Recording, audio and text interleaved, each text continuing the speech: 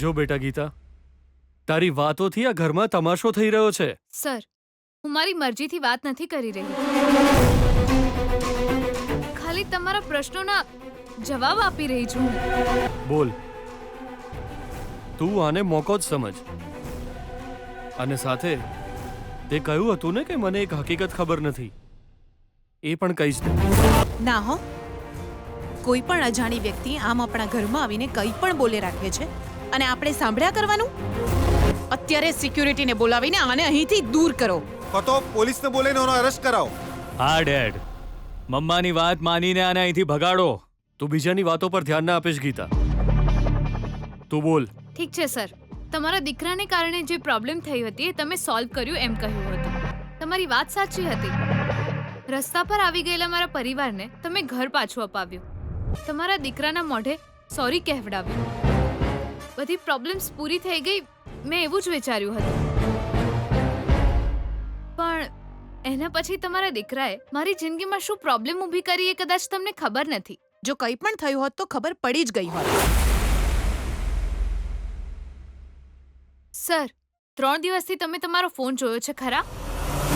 કે પછી તમારી સાથે ફરવાવાળા પીએ કે પછી તમારા કોઈ માણસને કે બહારના લોકોને તમે મળ્યા? ના.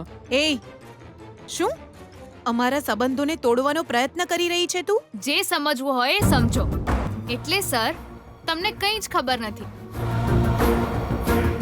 હું તમારા મોબાઈલમાં કંઈક ફોરવર્ડ કરી રહી છું, જોઈ લો સર. તમારો ફોન ઓન કરો સર. નરેશ, મારો મોબાઈલ આપ. સાવધાન સાવધાન સાવધાન. ઇજ્જતને નીલામ કરવા વાળા, પૈસા લઈ અશ્લીલ કામ કરવા વાળા, આવા લોકોથી થજો સાવધાન સાવધાન. તમારામાંથી જ કોઈ એકની છોકરીની રાસ લીલા કોલેજ જવાના બહાને જુઓ કેવા કામ કરવા જાય છે કોલેજની આ બેસ્ટ સ્ટુડન્ટ. છુપાઈને પૈસા માટે કરે છે શરીરનો સોદો.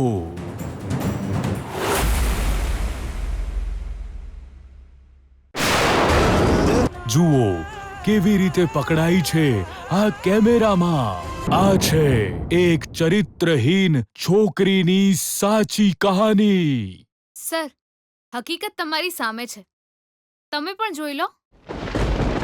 હું આશા રાખું છું કે તમે સમજી ગયા હશો સર. તમારો દીકરો મારો પતિ છે એનો પુરાવો આ મંગળસૂત્ર છે. મારા ગળામાં મંગળસૂત્ર કેમ છે એનો પુરાવો આ વિડિયો છે. તમારી મુશ્કેલીઓને સમજવા માટે હું છું જી. આ દુનિયામાં પુરુષોની મુશ્કેલી સમજવા વાળો કોઈ છે જ નહીં એવું તને કહ્યું એટલે તને તારા પતિની મુશ્કેલીઓ યાદ આવી ખરી સુશીલા? એવી વાત નથી. જો આપણે આપણી મુશ્કેલીઓ બીજાને કહીએ તો આપણું મન હળવું થઈ જાય છે. જો આપણે આપણા મનની વાત 4 લોકોને કહીએ ને તો આપણી ઇજ્જત જતી રહે. આ ઇજ્જત માન મર્યાદા એ તો આપણા મનના ભ્રમ છે જી. તો શું આપણા જીવનમાં એ બધું આપણે ભૂલી જવાનું સુશીલા? તારી દીકરીએ તો એ જ કર્યું છે ને. નહીં રે, જો આપણે એક વિડિયો પર વિશ્વાસ કરી શકીએ છીએ તો પોતાની દીકરી પર કેમ નથી કરી શકતા? એટલા માટે એ વિડિયોમાં જે છોકરી છે એ ગીતા જ છે, સમજી? મુશ્કેલીઓ તો બધાના જીવનમાં આવે છે, એનો સામનો કરવો એ જ જિંદગી છે ને. જો સુશીલા, કોઈ નાની મોટી બીમારી હોય ને તો દવા લઈને આપણે સ્વસ્થ થઈ જઈએ, પણ જો જાનલેવા કેન્સર થાય તો શરીરના એ ભાગને કાપીને ફેંકી દેવો પડે. ગીતા માટે મારો આવો જ કંઈક વિચાર છે સુશીલા. આ ઘરની માન મર્યાદાને ગીતા નામના કેન્સરે જકડી રાખ્યા હતા, એટલે એને ઉખાડીને ફેંકી દીધી. આવી સમસ્યાનો ઉકેલ આપણે શોધવો જોઈએ, ના કે એની સાથે આપણે કોઈ રિલેશન રાખવા જોઈએ સુશીલા. સમજ વાતને. તો પછી બિચારી આપણી ગીતાનું શું થશે? એને તો મળી ગઈ ને. એ જે આઝાદી માંગતી હતી એ તો એને મળી ગઈ. હવે ભલે એ જીવે કે પછી ક્યાંક જઈને મરી જાય. સુશીલા, મરી ગયેલા વિશે વિચારવાનું બંધ કર. એક દીકરી લગ્ન કરીને સાસરે ન જાય ત્યાં સુધી મનને શાંતિ મળે નહીં, પછી જ આપણી ચિંતા છૂટે. પણ અત્યારે બસ કર. મારી તકલીફ પૂછવા આવી હતી એવું લાગ્યું મને, પણ તે તો તારા જ દુખડા રોવાનું શરૂ કરી દીધું. એક વાત જાણી લે ગીતાના આ જન્મમાં લગ્ન નહીં થાય. અને જો થઈ પણ ગયા અને પછી જો એના પતિ આ વિડિયો જોયો તો એને ધક્કા મારીને બહાર કાઢી મૂકશે. એના માથે આ એવો કલંક લાગી ગયો છે જે આ જન્મમાં દૂર નહીં થઈ શકે. સુશીલા, આ જન્મમાં એનું કંઈ થવાનું નથી, કંઈ થવાનું નથી. મારી જિંદગી વસે પહેલા જ તમારા દીકરાએ મારી જિંદગી ઉજાડી દીધી સર. હવે કહો સર, મારે શું કરવું જોઈએ? સાંભળો, તું ચૂપ રહે ભાનુ. સર, આટલી જલ્દી સજા ના આપી દેશો. પહેલા મારી પૂરી વાત સાંભળી લો. અને આમ પણ પત્નીની સામે પતિને મારવો યોગ્ય નથી સર. આ વિડિયો પહેલા મને મોકલ્યો, પછી મારા પાડોશીઓને મોકલ્યો. એટલું જ નહીં, મારા પપ્પાએ મારા માટે જે છોકરો જોઈને રાખ્યો હતો એને પણ મોકલી દીધો. એ ઘરે આવ્યા અને કહ્યું ચરિત્રહીન વહુ નથી જોઈતી, એવો શોખ નથી એવું કહીને સંબંધ તોડીને જતા રહ્યા. મારા પપ્પાએ ટેન્શનના કારણે ઝેર પી લીધું અને હોસ્પિટલ દાખલ કરવા પડ્યા. એમનો કોઈ રીતે જીવ બચી ગયો, પણ મને તો ઘરમાંથી કાઢી મૂકી સર. તોય તમારા દીકરાના અભિમાનને સંતોષ ન થયો. મરું ત્યાં સુધી, જ્યાં જઈશ ત્યાં વિજય આ વિડિયો મોકલશે. મને હેરાન કરવી એક જ એનો ઉદ્દેશ છે એવી ધમકી આપી. એટલે હું બધું જ છોડીને આખરે અહીં જ આવી ગઈ. તમારા દીકરાના જીવનમાં હું છું સર. હવે જો એ મને બરબાદ કરવા ઈચ્છે તો પોતે પણ બરબાદ થશે. અને અત્યારે મારી ઇજ્જત બચાવવા તમારા ઘરે આવી છું એવું ન વિચારતા સર. એમાં તમારી ઇજ્જત પણ બચાવી રહી છું, કેમ કે જેણે પણ આ વિડિયો જોયો હશે એણે વિજયને પણ જોયો જ હશે. એટલે તમારી ઇજ્જત પણ દાવ પર છે સર. જીજુ, તમે આની વાત પર ધ્યાન ના આલશો જીજુ. એ પોતાનો રસ્તો ક્લિયર કરવા માટે ગોળ ગોળ વાતો કરી રહી છે. હવે તો બસ એક જ રસ્તો છે, અને ધક્કા મારીને ઘરમાંથી કાઢી મેલો. પ્લીઝ જીજુ. એ એટલું સરળ નથી. હવે હું આ ઘરની વહુ છું. તમે તમારા ઘરની વહુને આવી રીતે બહાર નહીં કાઢી શકો. બસ આ જ કારણે આગળ આવું કંઈ ના થઈ જાય એટલે વિજય મારી વાત માની અને મને મંગળસૂત્ર પહેરાવીને મારું મોઢું બંધ કરવાનું કહ્યું. ભલે ને કમ અને મંગળસૂત્ર પહેરાવ્યું, પણ લગ્ન તો થઈ જ ગયા ને સર. ના, મેં મંગળસૂત્ર નથી પહેરાવ્યું. આ જુઠ્ઠું બોલે છે. ચૂપ રહો. બધાએ આપણો વિડિયો જોઈ લીધો છે.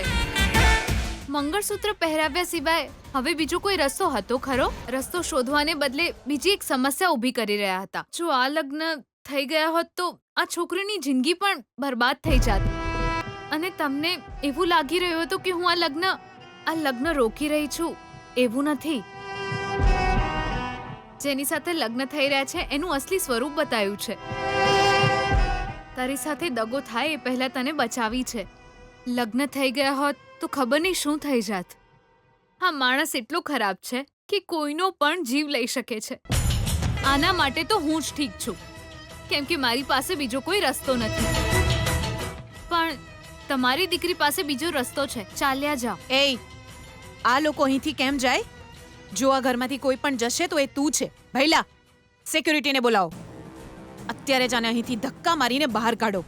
આપણી તાકાત શું છે જાણ્યા વિના જે કંઈ પણ બકવાસ કરી રહી છે. સમજી લે, અમારા વિજયની જિંદગી તારા હિસાબે નહીં ચાલે. આ પનોતીને ઘરમાંથી અત્યારે જ બહાર કાઢી મૂકો. Correct decision બિયાના. ઓને તો હું નહીં છોડું. ઓને તો હું કોઈ સો એકન.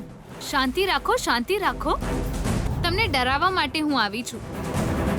તો પછી સિક્યોરિટીનું પ્લાનિંગ તો કર્યું જ હોય ને. આ વિડિયો. હા, આ વિડિયો મને આ સમાજ સામે એક સવાલ બનાવીને ઊભો રાખશે. ડેડ, તમે આના માટે ચિંતા ના કરો. એ વિડિયોથી એ કંઈ જ નહીં કરી શકે. એ વિડિયો બતાવીને તું કોઈને ડરાવી નહીં શકે, કેમ કે એ મેં બધા લોકોને નથી જ મોકલ્યો. જો એ વિડિયો વાયરલ થઈ ગયો હોત તો કોઈ પ્રોબ્લેમ થાત ને. હવે તો હું એને ડિલીટ કરાવી દઈશ. એટલે હવે આખી મેટર જ પૂરી થઈ જશે. હાજ તો. મને ખબર હતી કે પોતાના પર મુસીબત આવે તો તમે લોકો નવા ષડયંત્રોનું પ્લાનિંગ શરૂ કરી દો છો. એટલે મેં પણ વિચારી રાખ્યું. હવે સ્થિતિ જ કંઈક એવી છે કે મંત્રીજીની ઇજ્જત પણ દાવ પર લાગી છે. મને તો હતું જ કે આવું કંઈ જરૂર થશે. અને મંત્રીજી તમારી વાત ટાળી નહીં શકે, એટલે હું બધું જ પ્લાનિંગ કરીને આવી છું. શું કરીને આવી છે તું? જે વિડિયો તમારા દીકરાએ વાયરલ નથી કર્યો એ મેં જાતે જ કરી દીધો છે. મેં આ વિડિયો મોકલીને તમારા દીકરાની આ ગંદી હરકતો, આ સમાજને બતાવી છે. પત્રકારોને એટલે કે મીડિયાને, 4 મોટી ચેનલોને આ હું મોકલી ચૂકી છું. આ વિડિયો વાયરલ કરવાની શરૂઆત આપણે જ કરી. ગીતાએ જેમ કીધું તું એમ આપણે જ વિડિયો મીડિયા વાળાને મોકલી દીધો. જે વિડીયો આપણે વાયરલ ના થાય એવું વિચારી રહ્યા હતા એ આપણે જાતે જ વાયરલ કરી દીધો છે. આવું કરીને ગીતા હું સાબિત કરવા માંગે છે? મને તો આમાં કાંઈ સમજાતું નથી. આ તો 100% પોતાના જ માથા પર જૂતા મારવા જેવું છે. જો યાર, ગીતા આગળનો વિચાર્યા વિના ક્યારેય કોઈ કામ નથી કરતી. એણે જતા પહેલા જ કહ્યું હતું, ગમે તે થાય વિડીયો વાયરલ કરજો, પ્રેસવાળાને મોકલી દેજો. એ જ મારી જિંદગીને પાછી ટ્રેક પર લાવશે. એટલે આનાથી એની જિંદગી જરૂર ટ્રેક પર આવી જશે. જે હોય તું જે કહી રહી છે એવું થાય તો બહુ સારું સુકન્યા. અને જો કોઈ ગડબડ થઈ તો આપણાથી જ આપણી ફ્રેન્ડની જિંદગી બરબાદ થઈ ગઈ એવું થઈ જશે. જોઈએ, શરૂઆત તો થઈ ગઈ છે. હવે આના વિશે વધારે વિચારવાનો કોઈ મતલબ નથી.